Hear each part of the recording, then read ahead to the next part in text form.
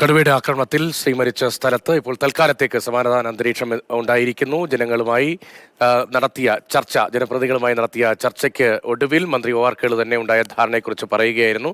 അത്യന്തം ദാരുണമായൊരു സംഭവമാണ് വയനാട്ടിൽ ഉണ്ടായത്. തോട്ടം തൊഴിലാളിയായ സ്ത്രീയാണ് കടുവയുടെ ആക്രമണത്തിൽ കൊല്ലപ്പെട്ടത്. നിരവധി പേർ ജോലി ചെയ്യുന്ന തോട്ടമാണ്. വന്യജീവിയുടെ സാന്നിധ്യം ആ മേഖലയിൽ ആകെയുള്ളതാണ്. പക്ഷേ കടുവയുടെ സാന്നിധ്യം അവിടെ പതിവുള്ളതല്ല എന്നതാണ് അവിടെയുള്ള തൊഴിലാളികൾ ഉൾപ്പെടെയുള്ള ആളുകളുമായി നേരത്തെ കമൽ സംസാരിച്ചപ്പോൾ അവർ പറഞ്ഞത്. അവരുടെ പ്രതികരണങ്ങൾ കൂടി ഒന്ന് കേൾക്കാം. എന്നുള്ളാൻ പോകുമ്പോൾ ഇത്തരത്തില് വന്യജീവികളെ ഭയപ്പെട്ട് മൃഗങ്ങളെ പേടിക്കേണ്ട ഒരു സാഹചര്യമാണുള്ളത്. ആനന്റെ ശല്യം പേടിയുണ്ട്, പുലിന്റെ ശല്യം പേടിയുണ്ട്. മനുഷ്യനല്ലേ ഇവരെ പിന്നെ 1 കോടി 1.5 കോടി അയച്ചാലും ഒരാളെ നഷ്ടപ്പെട്ടാൽ അത് തിരിച്ചു കിട്ടൂല. പണം കിട്ടിച്ച ഒരു കാര്യമല്ല. മനുഷ്യൻ തന്നെ വേണം. നാളെ ഞങ്ങൾക്ക് ചിതി ഇങ്ങനല്ലേ, ഞങ്ങളുടെ ചിതി ഇങ്ങനല്ലേ. ഇന്ന് വരെ കൊണ്ടുപോകും, ഈ മരിപ്പൊക്കെ എടുത്തിട്ട് പോകും.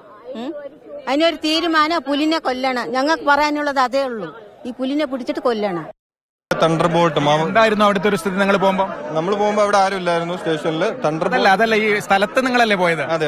എന്താ അവിടെ കണ്ടത്? അവിടെ തണ്ടർബോൾട്ടിന്റെ സേനയായിരുന്നു. നമ്മുടെ സ്പോട്ടിൽ നിന്നും ഒരു 100-200 മീറ്റർ കാട്ടിനകത്തോട്ട് വലിച്ചഴിച്ചു പോയ രീതിയിലായിരുന്നു മൃതദേഹം കിടന്നുകൊണ്ടിരുന്നത്. ബോഡി നിങ്ങൾ കണ്ടോ? ബോഡി കണ്ടിട്ടുണ്ടായിരുന്നു. ബോഡി കമഴ്ന്നു കിടക്കുന്ന രീതിയിലായിരുന്നു. വസ്ത്രങ്ങളൊന്നും ഇല്ലായിരുന്നു. മുതുകിന് മുകളിലോട്ടുള്ള എല്ലാ വശങ്ങളും ഭക്ഷിച്ച നിലയിലായിരുന്നു ബോഡിയുടെ. എത്ര ദൂരം വലിച്ചുകൊണ്ട് പോയിട്ടുണ്ടായിരുന്നു? ഒരു 200 മീറ്ററോളം കാട്ടിനുള്ളിലോട്ട് വലിച്ചുകൊണ്ടിരുന്നു. കടുവേനെ എപ്പോഴും കാണുന്ന സ്ഥലമാണോ? കടുവയെ നമ്മൾ ഓഫൻലി കാണാറില്ലായിരുന്നു. ബാക്കി വന്യമൃഗം, പന്നിയുണ്ട്, കാട്ടുപോത്തുണ്ട്, ആന ഇറങ്ങാറുണ്ട്. കടുവയുടെ ശല്യം ഇതുവരെ ഉണ്ടായിട്ടുണ്ടായിരുന്നില്ല. തൊട്ടടുത്ത പ്രദേശങ്ങളൊക്കെ ഉണ്ടായിരുന്നു. നമ്മുടെ ഈ ഒരു പ്രദേശം ആദ്യമായിട്ട് കാപ്പി പറിക്കാൻ പോയതാണ്. എപ്പോഴാണ് ഇവരെ മിസ്സിംഗ് ആയത്? മിസ്സിംഗ് അല്ല, ആള് മിസ്സിംഗ് അല്ല. രാവിലെ ജോലിക്ക് നടന്നു വന്നതാണ്. നമ്മളൊക്കെ കണ്ടതാണ്. നമ്മുടെ മുന്നിലൂടെയാണ് വന്നത്. വന്നു കഴിഞ്ഞ ഏകദേശം ഒരു 11 മണിയോടെ ആയിരിക്കണം നമ്മൾ കാണുമ്പോൾ ബ്ലഡ് ഉറ്റി വീണുണ്ടായിരുന്നു. ഇന്ന് രാവിലെ പണിക്ക് പോയപ്പോഴാണ്? അതെ, ഇന്ന് രാവിലെ. അതായത് അതൊരു പ്രൈവറ്റ് പ്രോപ്പർട്ടിയാണ്, കാപ്പിത്തോട്ടമാണ്. അവിടെ നടവഴിയുണ്ട്. നടവഴിയിലൂടെ നടന്നു വരുന്നത്. ഫോറസ്റ്റിലോട്ട് നമ്മൾ കയറിയിട്ടില്ല. ഇവരെ കൂടെ കാപ്പി പറിക്കാൻ പോയ ആരെങ്കിലും ഇത് കണ്ടോ? ഇല്ല, ഒറ്റക്കായിരുന്നു. തണ്ടർബോൾട്ട് സേന കണ്ടിട്ട് ഉദ്യോഗസ്ഥരെ വിവരം അറിയിച്ചു. ഉദ്യോഗസ്ഥരാണ് ഫസ്റ്റ് ഇത് നമ്മൾ ട്രിഗർ ആവുന്നത്. നാട്ടുകാരെ കണ്ടില്ലായിരുന്നു.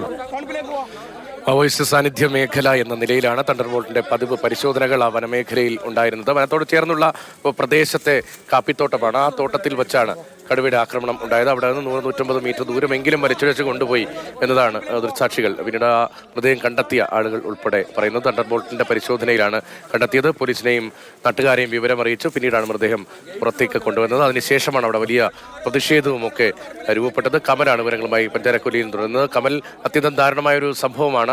ഇപ്പോൾ ഫെൻസിംഗ് അടക്കം ശാശ്വതമായ പരിഹാരത്തിനുള്ള സാധ്യത എത്രത്തോളം ഉണ്ട് അവിടെ? നേരത്തെ MLA തന്നെ പറയുന്നുണ്ടായിരുന്നു 3 തവണ ടെൻഡർ ചെയ്തു, ടെൻഡർ എടുക്കാൻ ആരും ഉണ്ടായിരുന്നില്ല. ഇനി ജനകീയമായി ഫെൻസിംഗ് സ്ഥാപിക്കുന്നതിനെ കുറിച്ച് ആലോചിക്കാം. അത്തരത്തിലുള്ള തീരുമാനവും ധാരണയാണ് ഇപ്പോൾ ഉണ്ടായിരിക്കുന്നത് എന്ന്. ഈ വനമേഖലയോട് ചേർന്ന് കിടക്കുന്ന പ്രദേശങ്ങളിലെ അപകടകരമായ സാഹചര്യം ഒഴിവാക്കാൻ ഒരു പരിധിവരെയെങ്കിലും ശാശ്വതമായ ഒരു അന്തരീക്ഷം, സമാധാന അന്തരീക്ഷം മേഖലയിൽ ഉണ്ടാക്കാൻ കഴിയുന്ന തരത്തിൽ അത്തരം പ്രവർത്തനങ്ങൾ നടക്കുന്നുണ്ടോ? അതോ ഈ ആക്രമണം ഉണ്ടാകുന്ന സമയത്ത് വാഗ്ദാനങ്ങൾ മാത്രമാണോ ഇത്തരം സംഭവങ്ങൾ ഉണ്ടാകുമ്പോൾ?